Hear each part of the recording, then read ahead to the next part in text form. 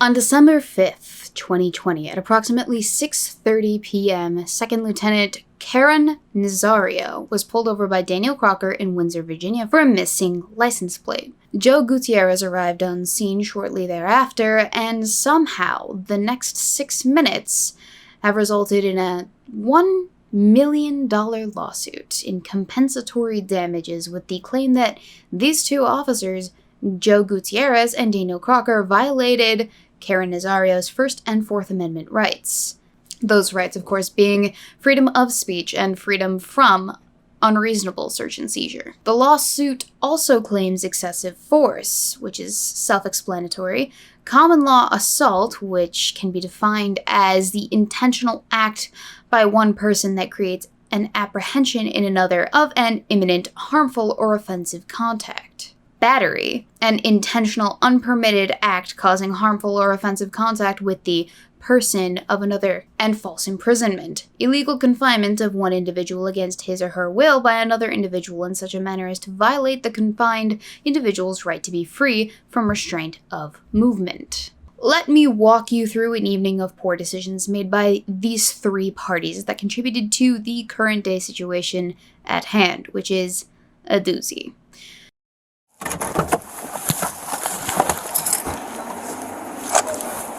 Driver, roll the window down! Felony traffic stop. So Daniel Crocker immediately makes this a felony traffic stop. First off, I actually have made a similar call once upon a time back in my little baby Weebo police exploring days at state competition. I was made primary on this call, and as primary, I decided to turn what would have been a routine old traffic stop that lasted about 5 minutes into a felony or high-risk traffic stop, all because the license plate didn't match the vehicle description when dispatch read it back to me. Jumpy little old me made a mountain of a molehill. And so me and my team began the simulation by whipping out our red man guns and simulating a high-risk felony traffic stop. The difference between this scenario that I was involved in, the present issue at hand, is that once we received further information of the culprit, we ended up de-escalating the high-risk traffic stop to a regular old traffic stop, citing the individual and sending him on his merry way, all without spritzing him with pepper spray. It should be noted that in our training, and probably in officer training all across the nation, it is drilled into our head that traffic stops, felony or otherwise, were the most dangerous calls to go on. And so protocol, at least in my old department, was to double up on these calls whenever possible. Now, Gutierrez cites the lack of a vehicle tag, the driver's delay in stopping, and the vehicle's extremely dark window tint in his reports as the reason why a high-risk felony traffic stop was executed.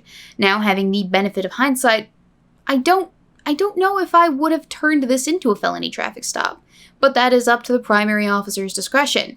Make no mistake, Daniel Crocker is the primary officer on this call, and it is likely that his inexperience to the job made him a little bit jumpy on this call, and that is the reason why he initiated a felony traffic stop, rather than not. A felony traffic stop is specifically used in instances of high risk.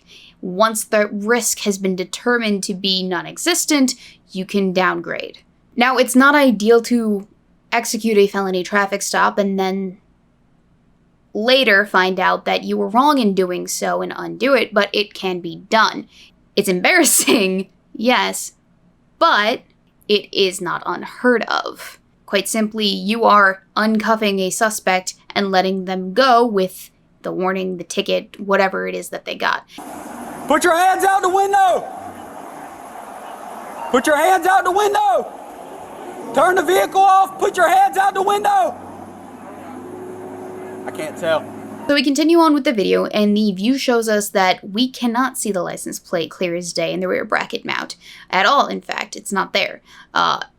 Now, there is a little shadow of a thing present in the top right-hand corner of the vehicle window, rear vehicle window, but we can't exactly see anything of that in detail either. So it stands to reason that at this present moment, they still cannot identify the driver, the vehicle, or who owns the vehicle.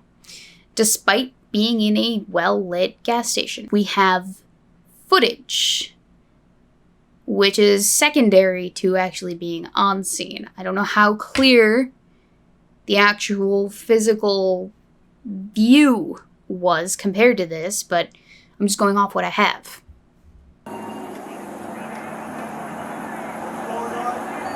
Put your hands out the window and turn the vehicle off.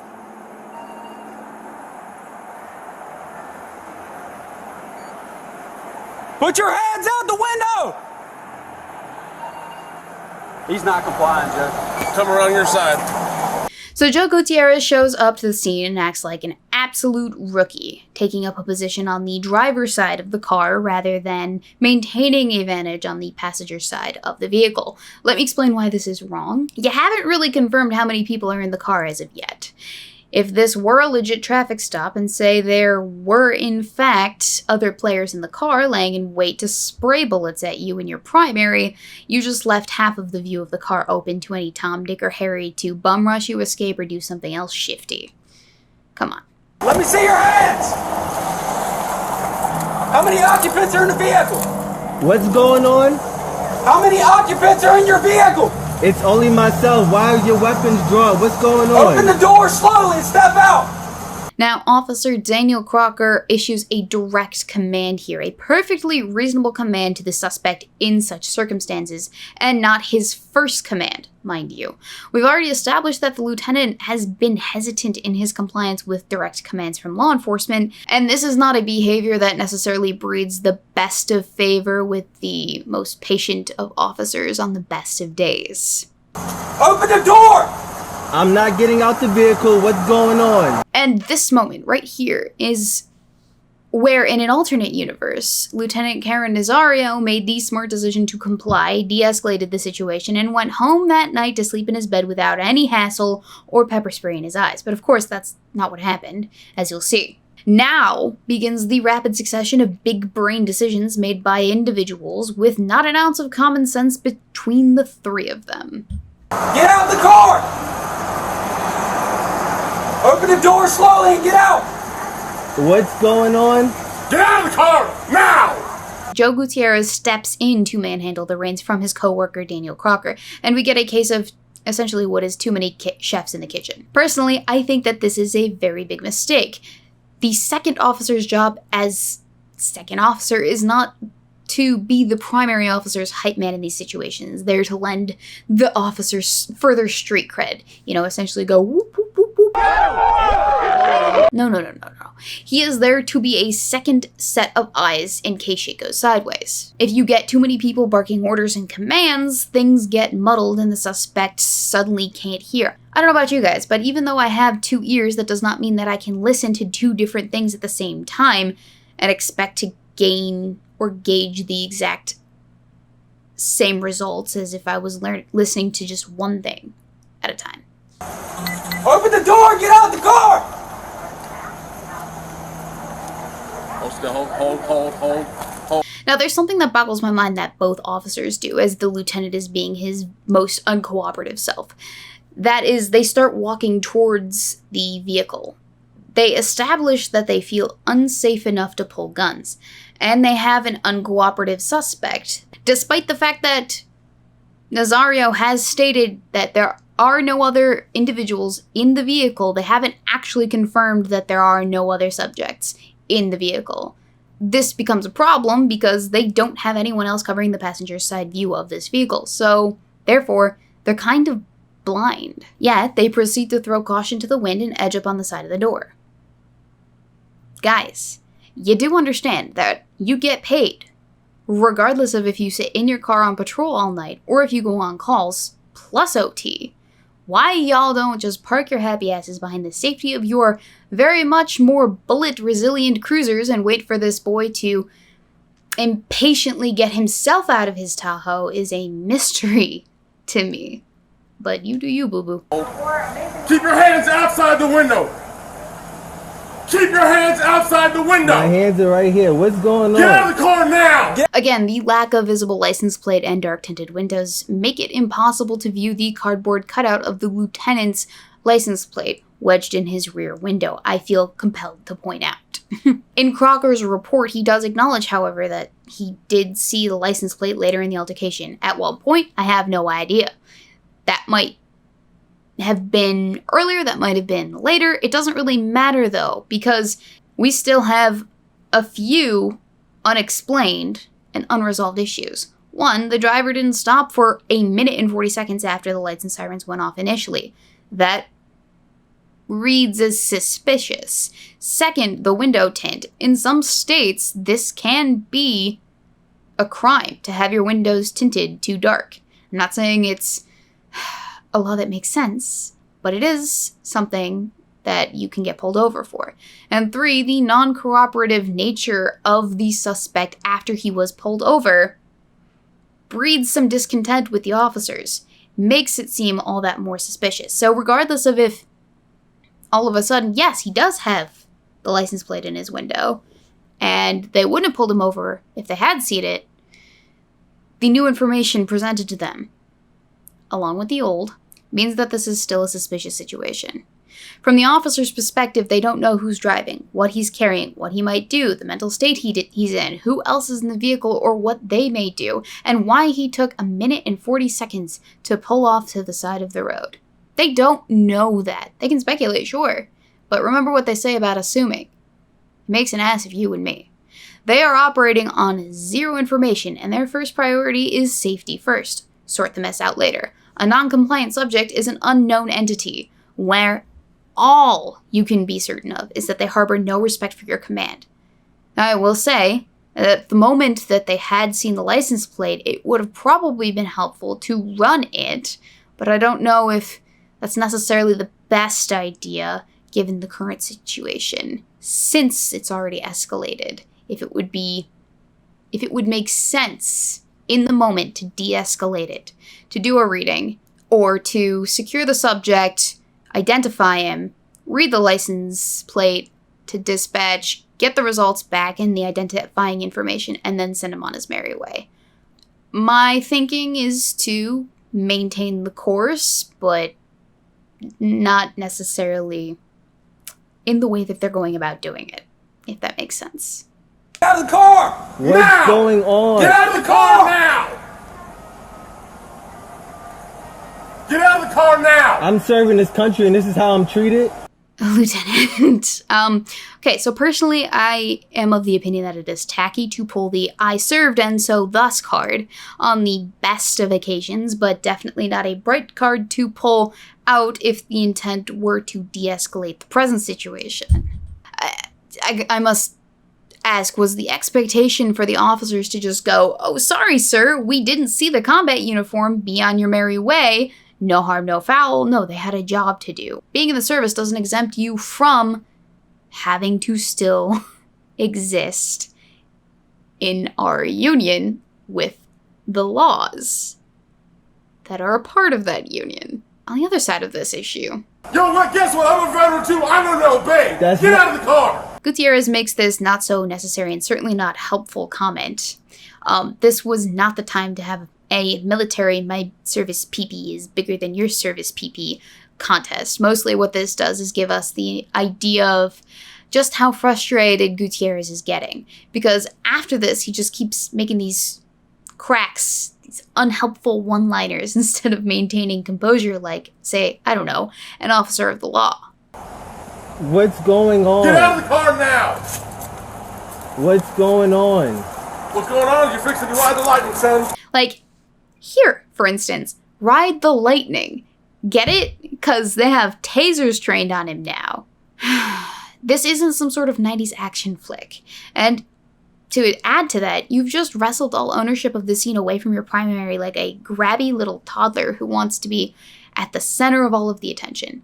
Curb it. It ain't cute.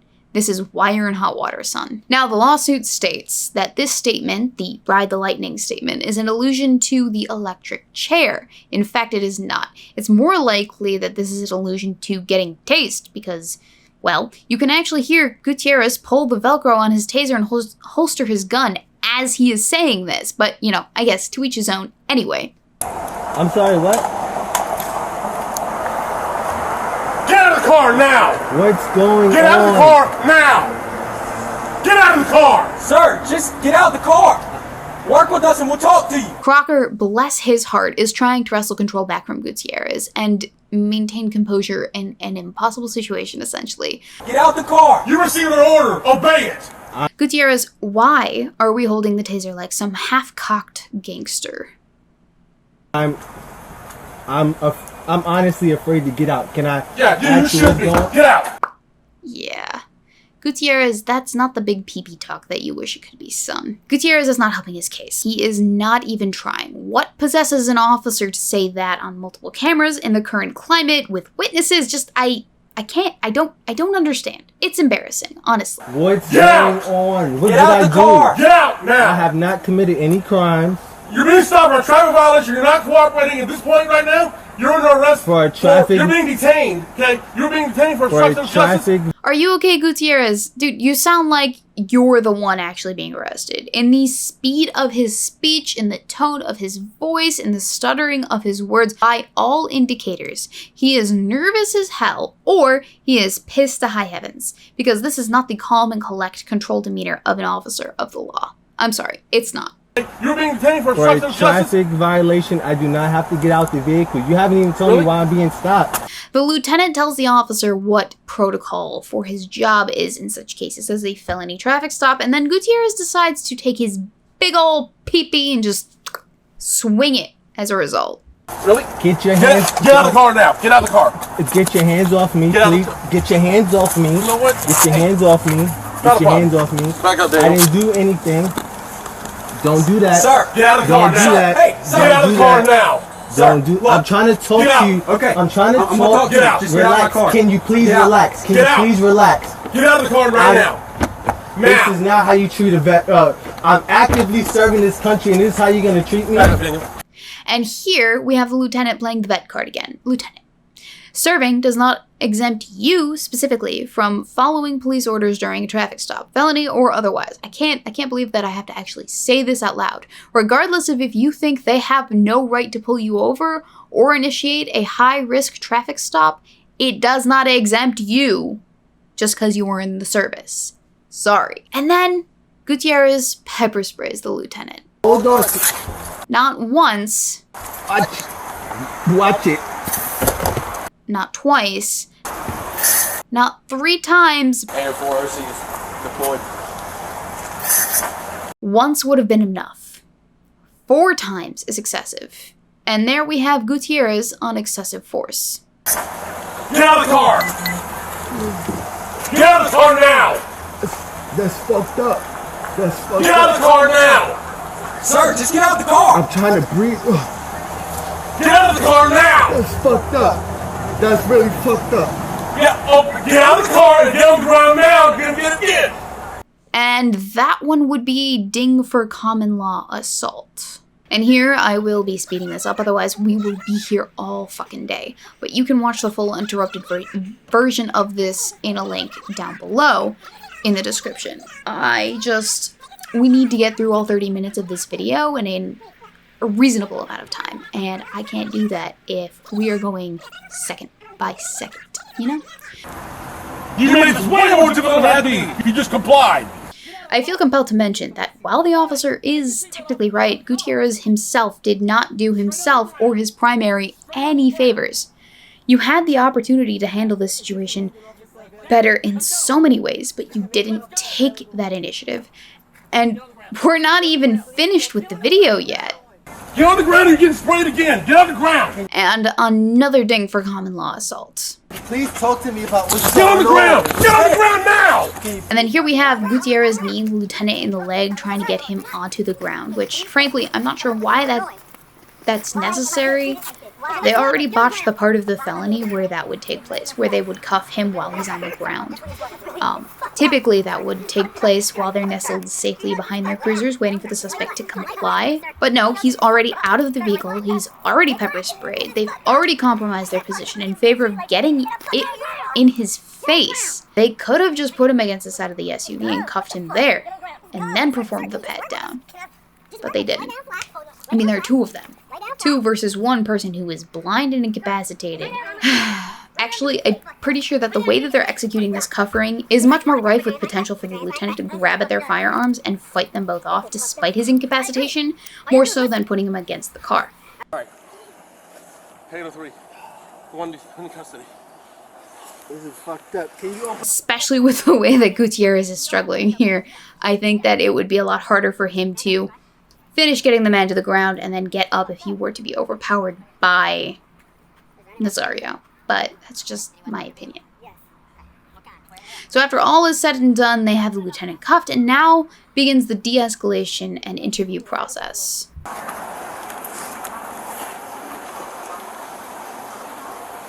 So why didn't you do as we asked, sir? Why didn't you just do as we asked? No, you weren't. You were not. My partner put his blue lights on. Yes. You didn't stop. I was pulling over to a well-lit area for my safety and yours. I have respect for law enforcement. No, you don't. So, No, you don't. No. Wrong answer, sir. If you did, we would not be in this situation right now. All right? Can I get some water, please? Absolutely.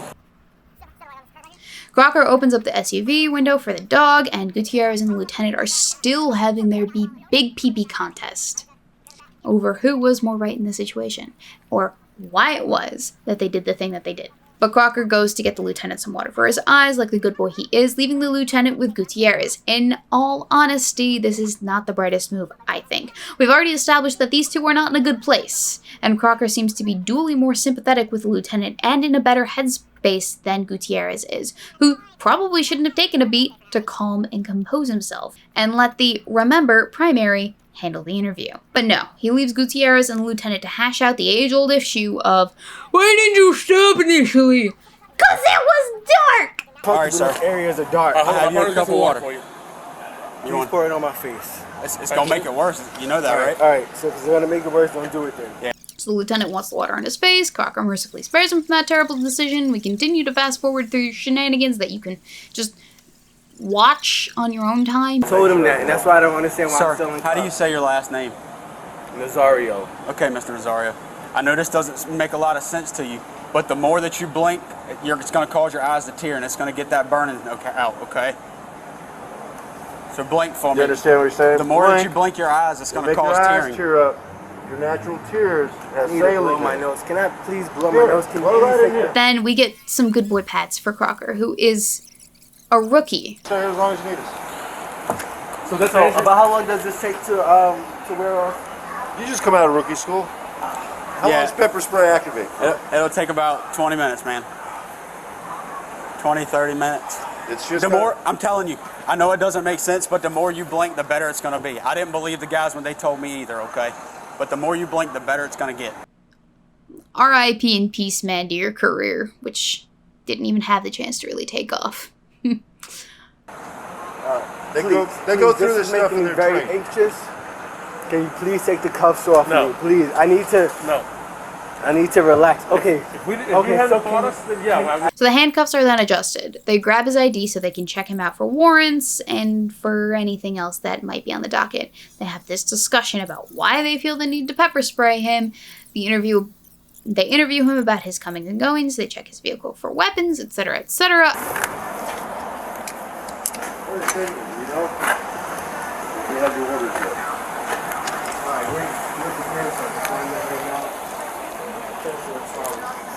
One unit, Portsmouth to Norfolk.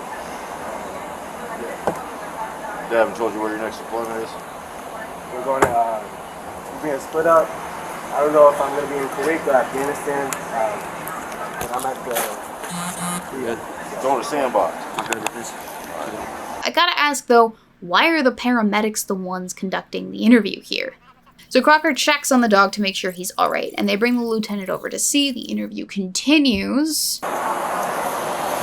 So, let's go all the way back to square one, okay? I turned around on you at Food Line. I actually came out of Cost Plus, and I came up behind you. I saw you before you turned. And you had no tags displayed. I see it, but per the law, it has to be in the license plate bracket. I understand it's paper, and I understand why it's there. Yes. But at that time, I had no idea. I didn't know that you had a vehicle registration until I approached your car. And at that point, I was too busy dealing with you to deal with the tag. You want me to wipe your eyes? Okay. So, Look, all this was going to be was, hey man, I stopped you, you didn't have a tag, you got your driver's license, I'd have ran you, and you'd have been on your way, okay? What would have been a 2-minute traffic stop turned into all this. And in a perfect world, what Crocker describes is exactly what would have happened. But the lack of compliance and the subsequent escalation of the situation has turned it into a $1 million lawsuit. What it's about is making sure that everybody goes home at the end of the day. So when you don't stop and you continue to proceed, our suspicions are raised. What's going on in the car? What don't he want us to see? So you pull into here, and if you would have just complied with the simple commands that we were giving you originally, it would have been done and over with. And you would have got back on your car and you'd be gone by now. But you wouldn't get out the car. You wouldn't comply. It just looking out the mirror and seeing your guns out already. That's what I was asking, like, what's going on? I was just...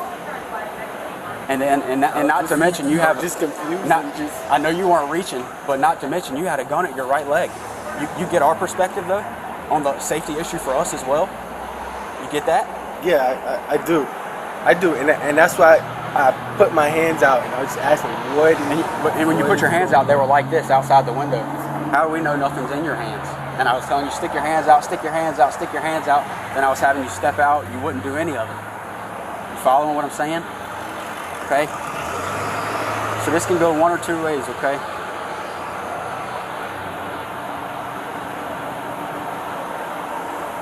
I don't want to hem you up. I'm going to be straight up with you. You're a good man. You've made lieutenant in the Army. How hard was that? That wasn't an easy task, was it? No, it wasn't. And what would this do to your career? It would hurt it. And I'm in the middle of getting promoted right now anyway, so yeah. To what, captain or first lieutenant? To first lieutenant. Okay. So and then when we get you out of the car, we have to wrestle with you on the ground just to get your hands behind your back, just to put you in cuffs, just for the safety matter. You following where we're at? I mean, what would you do if you came across that overseas, you know? If you were infantry and you came across that? You following me? You see where we're coming from? Crocker and his level of professionalism are frankly something that was necessary roughly 24 minutes prior in this video, frankly. But too little too late, in my opinion. How's your eyes doing, Lieutenant? Better. And I keep calling you Lieutenant. I told you I'm a veteran. I respect rank. Okay, I was a corporal in the Marine Corps. I respect rank. However, I do have a job to do. Okay, I just talked about Chief of Police. You asked for a superior. He's off obviously right now. It's Saturday. I called him. He came out. Talked. Here's how That's what I was thinking. I told him what I wanted to do. He said that's no problem. Two ways we can handle this. We can either sit here with you until you get your eyes back, where you can see, and I mean at a good distance, so you're safe to drive. Okay. And you're going down the road. Go do your deployment, go continue serving my country, which I respect and I thank you for, okay?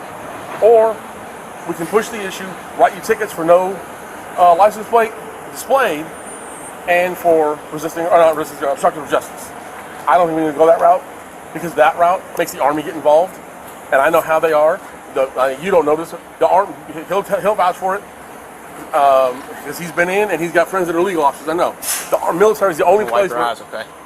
The military is the only place where double jeopardy exists legally.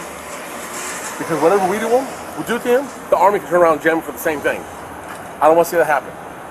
You're obviously a second lieutenant. You ain't been in very long. But if you plan on making this a career or even 6 years or whatever, it's up to you. I don't care. There's no need getting this on your record. I don't want it on your record. However, it's entirely up to you. If you want to fight it and argue, I mean, and I don't mean that disrespectfully, okay? I mean, you have that right as a citizen. If that's what you want, we'll charge you, have you go to court, notify the command, do all that, or we can take time out of our night, which is not a problem. We're being paid to take care of people, okay? We'll sit here with you, get your eyes back. You and, what's your dog's name? Smoke. Smoke? That's a badass name for a badass dog. You and Smoke can get on down the road, okay? It's entirely up to you. What do you want to do? I got no problem. I'll sit here with you till you get your eyes back and send you on down the road, okay? I don't want to charge you. I will. That's my job. Now, this part was a hefty point of contention in the lawsuit, which alleges that the officer is engaged in conduct in an attempt to extort his silence on the issue that just took place. Which, frankly, I'm not the person that is most adept to make this call, whether or not this behavior presently is that or not. I'm just here to provide you with more context and give you more perspective. Here's the footage. Here's the whole 30-minute video. Make of it what you will. Personally, however, if I were to say anything about it, I don't think any of what Gutierrez is saying is necessary in the slightest. He doesn't have to tell the lieutenant about any of his discretion. He can just simply do it, arrest him, cite him, whatever, or not. But I do think that this man is making a point of talking about his command and his decision and his discretion in an attempt to put Nazario at ease, to get Nazario to not do exactly what this lawsuit is essentially doing now, which is blow it up and escalate it into something, because I think he knows that on a public playing field, this situation looks a lot worse for him than it ever will for Nazario on a army playing field. It's what it sounds like to me. The more he goes on and on and on to Nazario about his options, that's just what the impression is that I'm getting. It doesn't matter. Charge him, cut him loose. It doesn't matter. Let's not mince words. What do you want to do, Lieutenant? I'll let you tell me, because I mean, nobody's gonna ask for charges, so I'm not gonna ask for that. I understand that. However, I have to make that option available to you, right? I mean, I have to. No, he doesn't. He doesn't. What officer on the face of this planet makes it the option to be charged with a crime or ticketed available to the person that they are actually charging? Like, actually, truly, honestly, what officer genuinely lets the individual make up their own mind about this thing? Give me a break. I get it, okay? I get the climate we're in right now. I get it, okay? The climate we're in, what the media is spewing with the race relations between minorities and law enforcement, I get it, okay? So like I told you, as far as you not stopping and because you weren't comfortable and you wanted a well-lit spot, Lieutenant, that happens all the time. It happens to me a lot. And it's I would say 80% of the time, not always, 80% of the time, it's a minority. And I totally get it.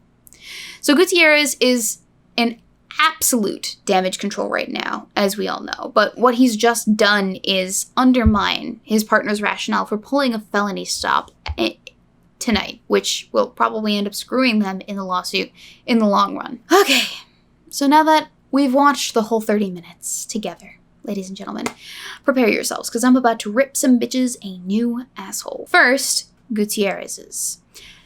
As a senior officer, as the senior officer on scene, Gutierrez should have maintained his composure. He should have supported the primary officer rather than wrestle command of the situation from him. He should have shown restraint when the subject did not immediately comply, and he shouldn't have used excessive force.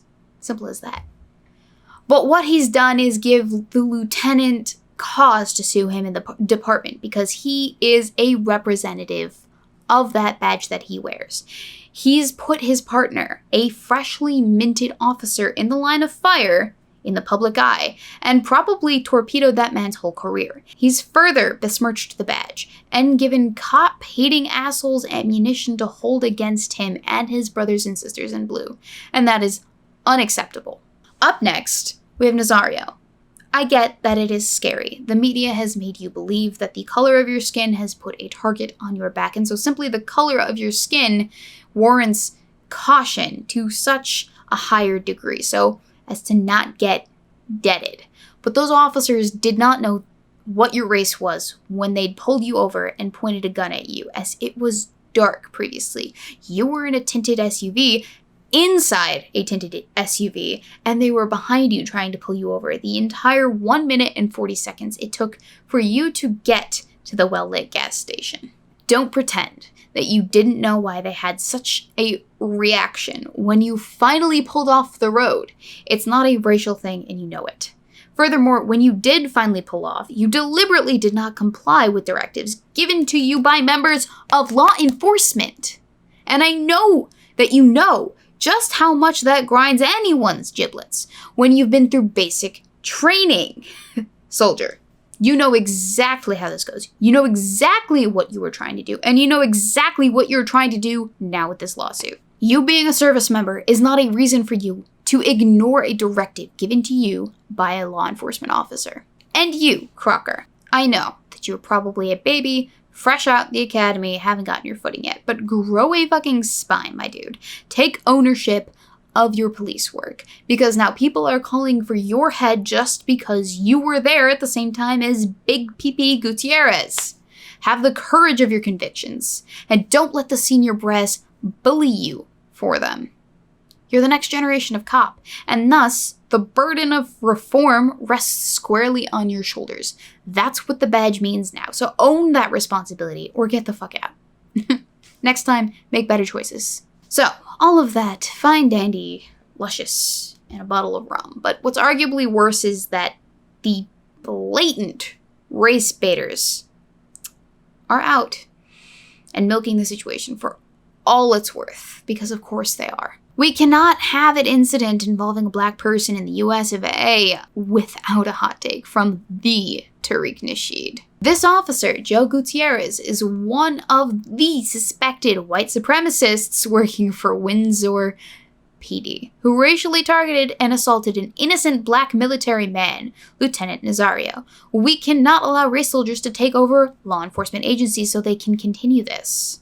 And then, of course, we also have the Twitter checkmark individuals out in stride as a result. But you're right. You're right. Had it been a white guy, the Popo probably would have just let him be on his... I'm gonna fall on your face. Your hands go back in the small of your back are down. We are going to shoot you. Do you understand me? Yes, sir. Crawl towards me. Crawl towards me! Yes, sir.